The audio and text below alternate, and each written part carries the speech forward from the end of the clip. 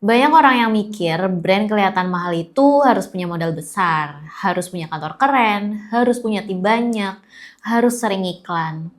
Padahal kenyataannya brand itu kelihatan mahal bukan karena uangnya sih, tapi karena cara dia membawa diri.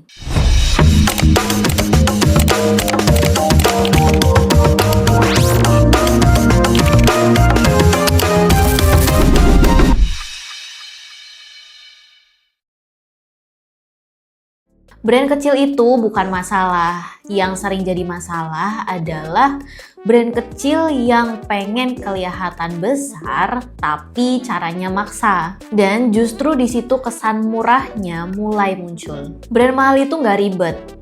Dia tenang, dia jelas, dan dia tahu siapa yang dia tuju. Coba perhatiin, brand yang kelihatan mahal udah pasti jarang teriak-teriak. Nggak kebanyakan diskon, nggak kebanyakan janji, nggak kebanyakan pembenaran. Dia nggak ngejar semua orang. Dia cukup ngejar orang yang tepat. Banyak brand kecil pengen kelihatan mahal tapi masih takut kehilangan pembeli. Akhirnya apa? Semua diturutin, semua dilayanin, semua harga dinego.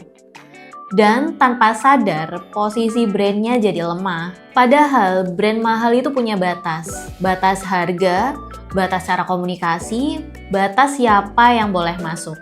Bukan sombong, tapi jelas. Karena kejelasan itu salah satu ciri dari kemewahan. Brand kecil sering ngerasa kalau gue pasang harga segini nanti nggak ada yang beli.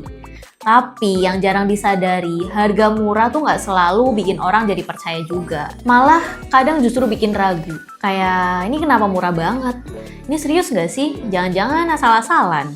Brand mahal tuh nggak selalu mahal di angka, tapi mahal di kesan. Dari cara dia nulis, cara dia balas chat, cara dia jelasin produk, cara dia bilang enggak. Kalau kamu mau brand kecil tapi kelihatan mahal, mulainya bukan dari logo dulu. Mulainya dari sikap, dari cara kamu menghargai produk kamu sendiri.